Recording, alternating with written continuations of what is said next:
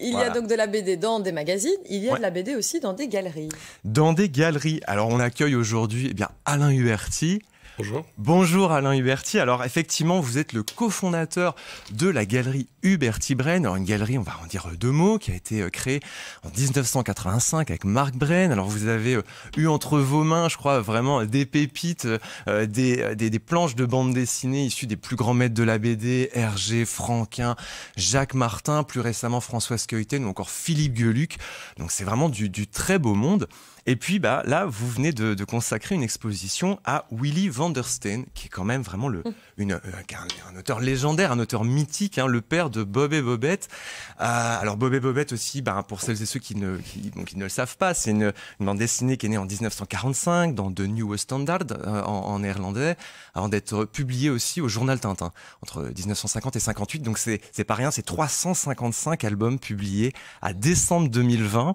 C'est la série la plus longue en fait historiquement dans le Benelux quoi. Donc pour on imagine qu'on ne pourra pas mettre toutes les planches dans une seule exposition, ce serait un peu beaucoup. Ça va être difficile. Alors vous avez fait une sélection de 72 planches pour cette exposition vente à la galerie à Bruxelles, dont des planches tirées de cet album, donc Les Ciseaux Magiques. Ma première question, c'est pourquoi est-ce que vous avez décidé de faire quelque chose spécifiquement autour de Willy van der Steen? Est-ce que c'est une volonté de quelque part le remettre en avant, de l'installer vraiment durablement dans au panthéon des auteurs de bande dessinée? Vous nous donnez beaucoup de pouvoir parce que non, on défend comme vous dites, les classiques. Oui. Alors des classiques, il y en a de moins en moins de vivants. Van der Steen, d'ailleurs, est mort aussi. Mais donc, ça faisait très longtemps qu'il y avait du côté francophone pas eu d'exposition, justement, sur cet auteur flamand. Très, très belge, finalement, parce qu'en dehors des frontières, il est beaucoup moins connu. Et donc, c'était un genre d'hommage. On en parle souvent en disant que c'est le Hergé flamand. Voilà, c'était un genre d'hommage. On a rencontré la famille, on a mis ce projet en route et ça se passe très bien. Peut-être pour bien comprendre comment est-ce qu'on crée une exposition dédiée à la BD, il faut aller trouver des planches originales, il y a des critères, des paramètres particuliers. Comment ça se passe? Non, vous allez simplement rencontrer soit les artistes quand ils sont vivants, soit les ayants droit, les familles. Vous faites avec eux une sélection, ce qu'eux ont envie de montrer. Et puis voilà, c'est assez simple. Ça doit être des planches originales ou pas spécialement? Ah oui, nous on est une galerie d'art, évidemment, spécialisée en bande dessinée, comme j'aime à le dire. Et donc oui, ça doit être des œuvres originales. Et alors, autour de Bob et Bobette, il y a beaucoup de choses en fait qui ont été faites auparavant. Et puis là, justement, vous en profitez pour remettre cet auteur en avant. Mais moi, je me demandais comment est-ce que vous avez procédé au temps du Covid, parce que c'est pas facile déjà d'une part d'aller contacter les ayants droit, c'est pas forcément toujours évident d'avoir les accords avec eux, etc. Mais en temps du Covid, j'imagine que ça complexifie encore plus les choses. Comment est-ce que vous avez procédé? Je vais pas dire que ça complexifie vraiment les choses. La phase la plus compliquée, c'est d'aller faire le choix des œuvres avec les ayants droit ou avec les artistes. C'est là que le Covid intervient, effectivement. Sinon, tout se passe d'abord par téléphone, par ordinateur, par mail, etc. Et puis, c'est dans le choix final des œuvres qu'il faut être un peu inventif. Pourquoi cette passion pour les planches de BD? Qu'est-ce qui attire tellement quand on est face comme ça à une planche originale? Il y a toujours quelque chose qui se passe. Vous avez identifié ce qui se passe avec le visiteur? Je pense que les gens essayent de retrouver leur jeunesse. Il y a de tout. Il y a donc le côté Madeleine de Proust. Les gens viennent et se souviennent d'une scène de Bob et Bobette de ces années-là. Vous avez le côté collectionneur, tout simplement. Vous savez, on est actif là-dedans dans les planches originales depuis 35 ans. Et la première fois qu'on a fait la Brafa, les gens qui passaient devant... certaines personnes qui passaient devant notre stand où il y avait une couverture de Tintin qui était à l'époque à 150 000 €, on a souvent entendu des pfff pour un morceau de papier. Donc vous voyez, la bande dessinée comme un art, c'est relativement nouveau. Et donc accepter qu'une planche de bande dessinée soit une partie de patrimoine artistique, c'est relativement nouveau. Et c'est quoi la principale difficulté alors autant pour avoir réalisé ce travail-là? Je veux dire, est-ce que c'est l'accueil du public parce que votre galerie elle reste ouverte? Je veux dire, donc qu'est-ce qui a été le plus difficile pour vous à gérer là où vous avez vraiment dû vous adapter? Je pense en termes de communication peut-être aussi. Ça n'a pas forcément dû être évident. Écoutez, moi surtout j'aimerais qu'on arrête de se plaindre en fait, parce que c'est très pénible, tout le monde se plaint. Je pense qu'il faut s'inventer, se réinventer. Alors on a la chance d'avoir une très grande galerie qui permet de faire rentrer beaucoup de gens. Vous le dites vous-même, les réseaux sociaux, il y a plein d'opportunités justement pour faire des nouvelles choses. On a effectivement développé les réseaux sociaux, il y a un peu moins de visiteurs à la galerie, mais les collectionneurs sont toujours là, la presse est toujours là également, donc ça se passe relativement bien. Alors Mathieu, ici on a vu qu'il y avait un public qui aime les Madeleines de Proust, un public qui aime la collection. Est-ce que le public qui aime la BD s'intéresse à une exposition qui montre comme ça des planches de BD, par exemple vous? Ah bah oui, moi j'ai déjà été plusieurs fois dans la galerie d'Alain Huberti, dans d'autres également.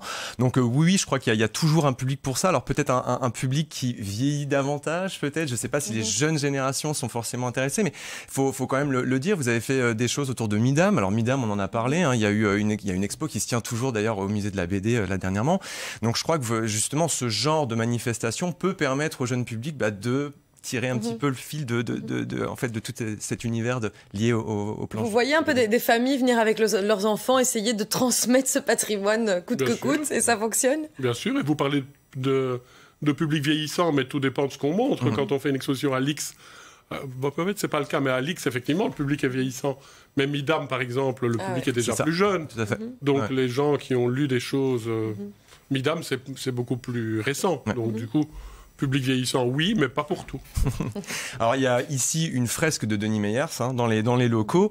Et justement, vous avez eu l'opportunité d'organiser un événement avec lui. Dernièrement aussi, c'était avec Speedy Graffito que vous avez fait des choses. Alors là, je me disais, tiens, là, il y a un vrai intérêt pour l'art contemporain. Est-ce que c'est quelque chose que vous allez poursuivre aussi avec des artistes protéiformes?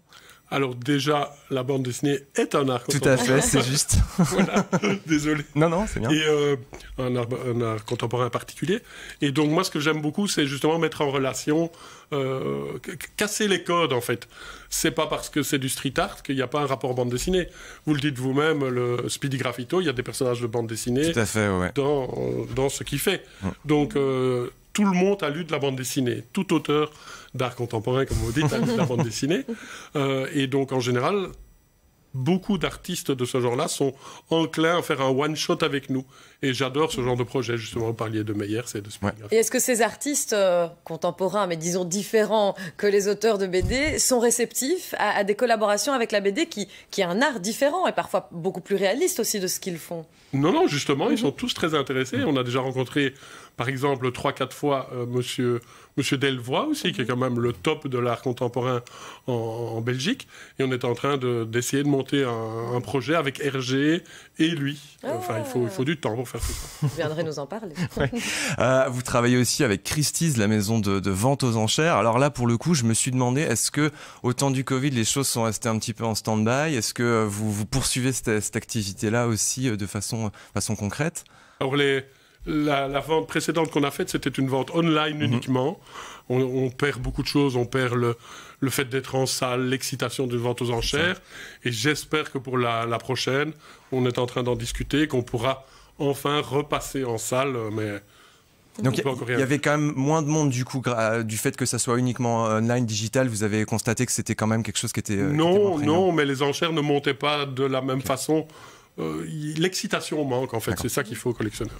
Chaque jour on parle d'économie, notamment juste après la pépite culture, et on a appris la semaine dernière que le luxe se portait très bien, les objets de luxe. On peut dire que les objets artistiques, culturels vendus sont des objets de luxe qu'on doit pouvoir se permettre. Ils vont bien, ces ventes vont bien. Vous avez vu en période de Covid qu'on se faisait plus plaisir avec des objets d'art? Alors, il y a plusieurs éléments. Oui, la réponse est oui. Après, il y a le marché online qui s'est beaucoup développé, même pendant le Covid. Donc, nos ventes ont quadruplé en ligne, en tout cas. Et donc, ça a contrebalancé moins de personnes qui venaient à la galerie. Mais oui, le marché. Donc ça fonctionne bien aussi, très bien. Une dernière chose, Mathieu, vous étiez venu avec d'autres. C'est ça. Oui, parce que la galerie Huberti Braine, elle est aussi présente à Paris. Donc je voulais aussi signaler la prochaine exposition de Christophe Chaboutet autour de Yellow Cab. Donc là, je pense que ça commence le 5 mars prochain à Paris. Et puis Iradei, donc c'est la bande dessinée de Ronan Toulouat, pardon. Donc là, c'est jusqu'à la fin de cette semaine, il me semble. Et donc je ne sais pas si vous avez encore autre chose sous le coude. Ça fait déjà pas mal. Ça fait déjà pas mal, oui. Début avril, il y a le livre de Berthet, qui retrace la jeunesse. Enfin, pas la jeunesse de Largo Winch, la jeunesse de la famille Winch. Donc ça commence début avril. Ok, très bien. Intéressant tout ça. On ira faire un petit saut. Voilà, aux Galeries Huberti, dont vous êtes, on le rappelle, le cofondateur Alain Huberti. Merci à vous d'avoir été présent ce matin. Merci beaucoup Mathieu Morvan. Et donc on rappelle peut-être juste les détails de l'exposition. Oui, tout à fait. Alors ça se tient jusqu'à la fin de cette semaine autour de Iradei. On a une exposition avril la semaine prochaine. Et puis ça, c'est à Paris, l'exposition autour de Christophe Chapouli. Et Bob et Bobette. Et Bob et Bobette, bien sûr, qui se tient jusqu'à la fin du mois. Jusqu'au 20 mars. Jusqu'au 20 mars. Voilà. Merci beaucoup. Comme ça, tout est dit et tout est bien clair.